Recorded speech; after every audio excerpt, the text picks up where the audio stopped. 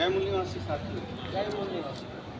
आज हमने गुजरात के अरवली जिला अधिकारी महोदय जी को ये ज्ञापन पत्र दिया जो देश भर में नीट के अंदर धांधली हुई है उसके लिए। इसमें क्या लिखा हुआ है और बहुजन मुक्ति पार्टी की तरफ से ये ज्ञापन पत्र भारत के 550 जिला में दिया गया, आज गुजरात के अरवली जिला में भी दिया गया। इसमें महिला प्रकोष्ठ और बीएमपी युवा प्रकोष्ठ के माध्यम से महिला प्रकोष्ठ और युवा प्रकोष्ठ के माध्यम से ये आंदोलन देश भर में किया गया। इस ज्ञापन पत्र के अंदर क्या लिखा हुआ है वो जरा सुने। सेवा में महामहिम राष्ट्रपति महोदय जी, भारत गणराज्य नई दिल्ली द्वारा जिलाधिकारी अरवली, जनपद अरवली, गुजरात। विषय नीट यूजी एग्जाम में पेपर आउट धांधली के संबंध में महोदय जी, उपरोक्त क्रम में निवेदन है, ऑल इंडियन मेडिकल कॉलेज आवंटन के लिए भारत सरकार द्वारा निर्मित स्वायत्त संस्था एनटीए के द्वारा नीट का exam national eligibility cum entrance test का आयोजन 5 मई 2024 को भारत में किया गया। भारत में विदेश के 571 एग्जाम सेंटर पर आयोजित की गई थी, जिस एग्ज़ाम रजिस्ट्रेशन प्रोसेस से ही होने तक बहुत सारी अनियमितता पाई गई और 5 मई 2024 को एग्ज़ाम से पूर्व ही पेपर आउट लीक होने के सबूत सामने आए एवं बहुत से परीक्षार्थियों के वीडियो और एफआईआर थाने में दर्ज हुए। बिहार के पटना से गिरफ्तार 13 आरोपियों को कोर्ट में पेश किया गया। इसके लिए पेश दस्तावेज में पुलिस ने लिखा कि ये नीट के प्रवेश परीक्षा के नकल में शामिल थे। इस तथ्य से और मजबूती से सबूत पेश कर दिए कि नीट का पेपर पूर्व नियोजित तरीके से लीक किया गया एवं 4 जून 2024 को लोकसभा चुनाव के रिजल्ट के दिन ही, जब भारत के लोकतंत्र के चुनाव का परिणाम आना था और सभी मीडिया और देश की जनता का ध्यान चुनावी परिणाम पर था, उस दिन एनटीए ने बिना सूचना के रिजल्ट जारी कर अपनी चोरी छुपाने का काम किया।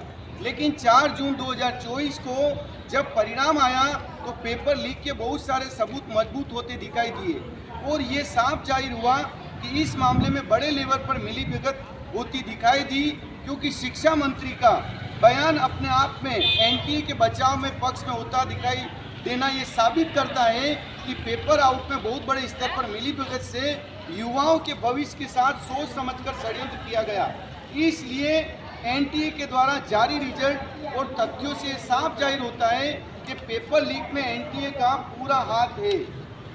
इस प्रकार के माध्यम से आपके समक्ष हमारी प्रमुख मांगे निम्नलिखित है, जो कि क्रमशः 1 से 7 तक है। प्रमुख मांग नंबर 1, नीट परीक्षा की धांधली में जो लोग पकड़े गए उन पर कड़ी से कड़ी कार्रवाई की जाए।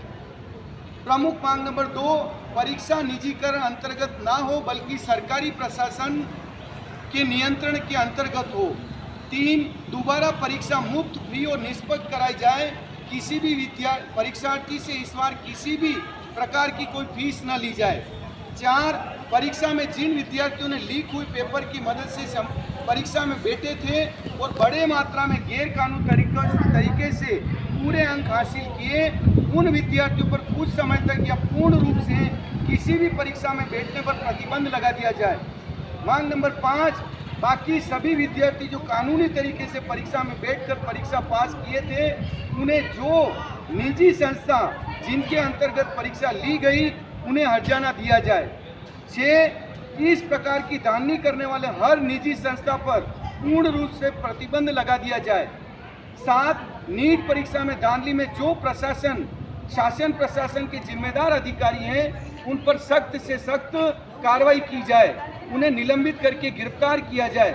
पहली बार रिकॉर्ड ब्रेक 67 स्टूडेंट का पूरे देश में टॉप करना सवालिया निशान है और पेपर लीक की संभावना को ठोस मजबूती देता है। इससे भी बढ़ के सभी 67 परीक्षार्थी का 720 से 720 अंक लाना यह एनटीए को कटघरे में खड़ा करता है।